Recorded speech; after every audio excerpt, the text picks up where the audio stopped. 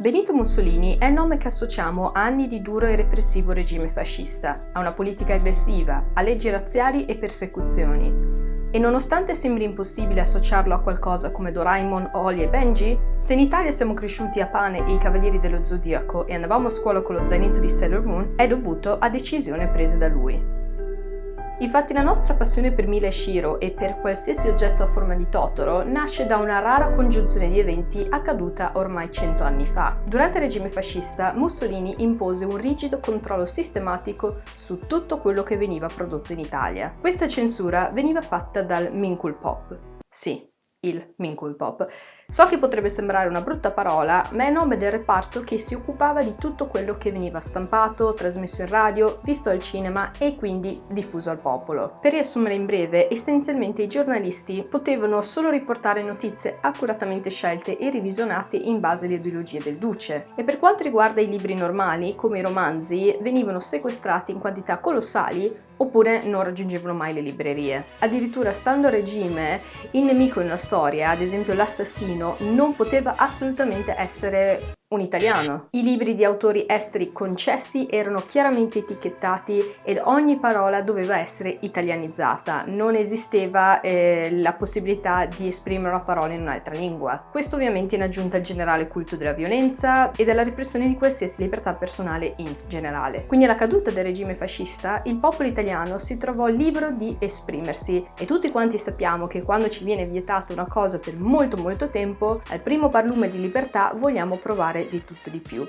E quindi ci fu una forte sperimentazione in diversi ambiti. E qui ci avviciniamo pian piano al Giappone, ma un passo alla volta. La letteratura in Italia quindi cambiò dal vecchio concetto di ambito solamente ristretto a un gruppo di intellettuali, l'idea che abbiamo di Leopardi chiuso nel suo studio a scrivere papiri su papiri di poesie, ad una visione più commerciale del settore. Ricordiamoci che al tempo eravamo anni luce dal bombardamento mediatico delle pubblicità che abbiamo al giorno d'oggi. La produzione di materiale letterario iniziò ad essere gestito da esperti sia nel mondo della letteratura ma anche a livello di vendere. In poche parole, sapevano quello che vendeva. Questo desiderio di diversità ha fatto sì che ci fosse più interesse per la letteratura straniera, con gli esperti commerciali che valutavano la potenza di un prodotto straniero. E mentre nel nostro bel paese succedeva tutto questo, a 10.000 km di distanza, in una piccola isola nell'oceano, si stavano tenendo diverse riunioni. Il Giappone aveva sofferto economicamente dopo la Seconda Guerra Mondiale e stava progettando diversi modi in cui l'economia del paese potesse essere risollevata.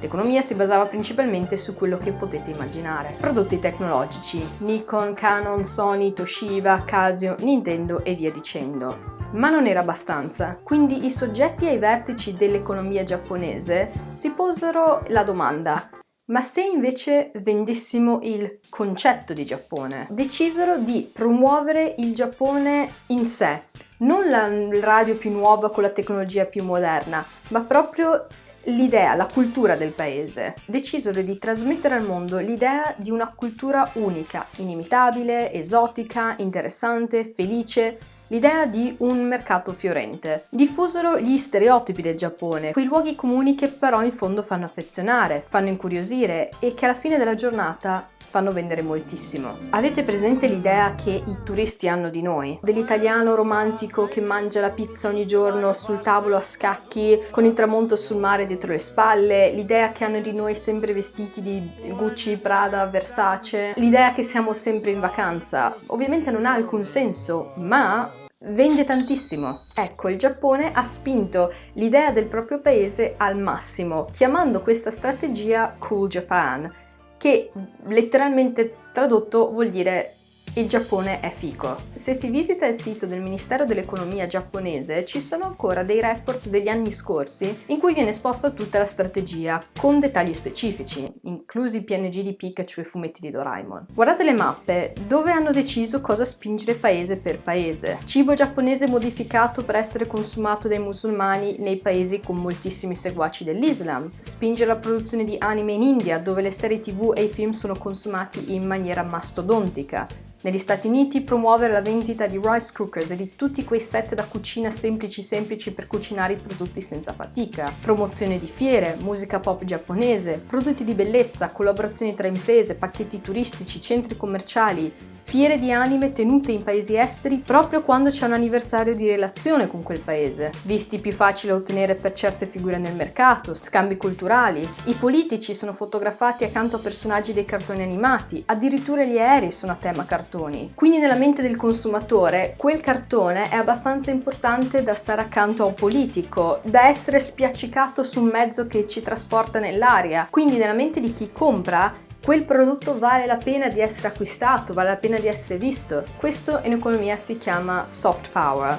Non è qualcosa che ti costringe, ma che ti convince. Quindi nel lontano dopoguerra, mentre il Giappone cercava di vendere il Giappone che neanche Giorgio Mastrotta con i materassi Hemiflex, l'Italia era come prima uscita dal regime fascista alla ricerca di nuovi fonti di ispirazione, nuovo materiale, nuova letteratura e stava guardando all'estero. E le due cose, seppure a 10.000 km di distanza, si sono ovviamente incontrate. Il primo passo di avvicinamento fu l'espansione della popolarità del fumetto, che grazie a giganti americani come Walt Disney e la Marvel si stava propagando per l'Europa, anche con un merchandising molto specifico. Poi nel 1962 la Garzanti, che forse ricorderete come il nome scritto sopra il vocabolario d'italiano durante le medie, decise di pubblicare una raccolta chiamata I primi eroi. Adesso questo sembra noiosissimo, ma in verità quella raccolta rappresenta la prima volta in Italia e si pensa la prima in Europa e addirittura la prima nel mondo occidentale,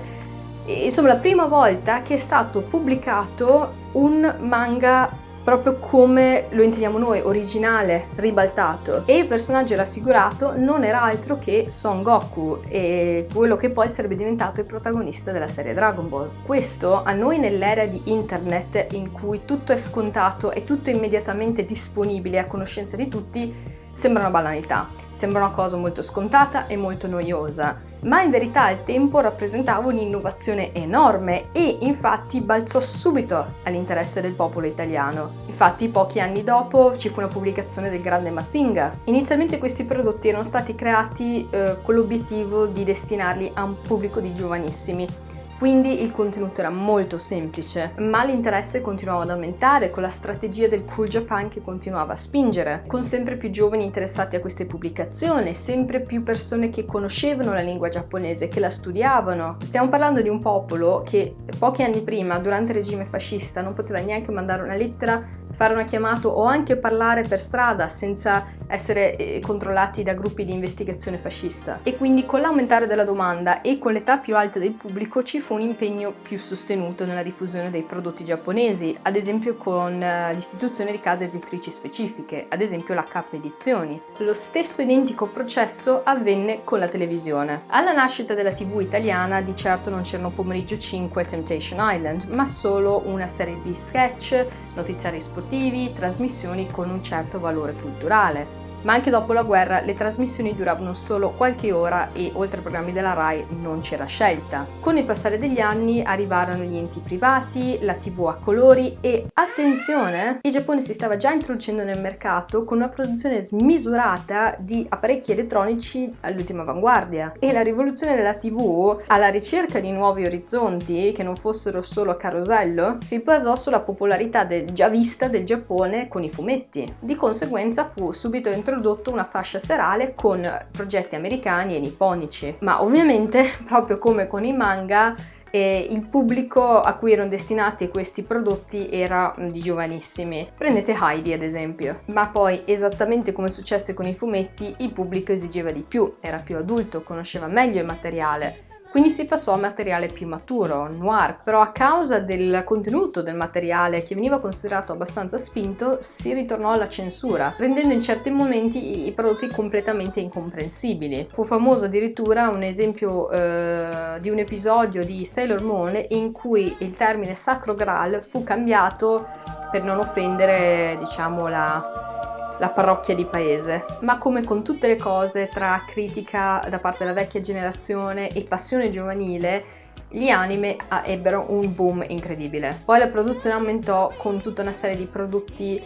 di merchandise proprio specifico, di conseguenza la vostra cartella dei Cavalieri dello Zodiaco. E ricordiamoci che tuttora il Lucca Comics è il festival del fumetto più grande al mondo, dopo soltanto il Comic Net, mi pare, in Giappone, e il tutto venne supportato dalla diffusione dei videogiochi, con il Giappone che iniziò a far traballare il monopolio statunitense introducendo il NES, Nintendo Entertainment System, che nel 1985 diede al mondo Super Mario Bros. E per rendere il tutto ancora più commercializzabile, le sigle dei cartoni vennero create ad hoc in italiano, in modo da renderle facili da memorizzare per i bambini e di conseguenza un'altra macchina per poter vendere tutto il merchandising collegato, cassette con le canzoni, poster, eccetera. Se adesso ci ricordiamo ancora a memoria tutte le sigle delle canzoni della nostra infanzia e se a 20, 30, 40 anni vogliamo comprare tutti i prodotti che ci sono alle fiere del fumetto, se siamo così appassionati, ci ascoltiamo le playlist su YouTube, non è di certo casuale. Infatti questo fatto di tradurre addirittura la sigla di un programma potrebbe sembrare un allontanarsi dalla cultura giapponese, ma in realtà rientra tutto nella strategia del Cool Japan, nel progetto di vendere la cultura giapponese. All'estero non vende molto un prodotto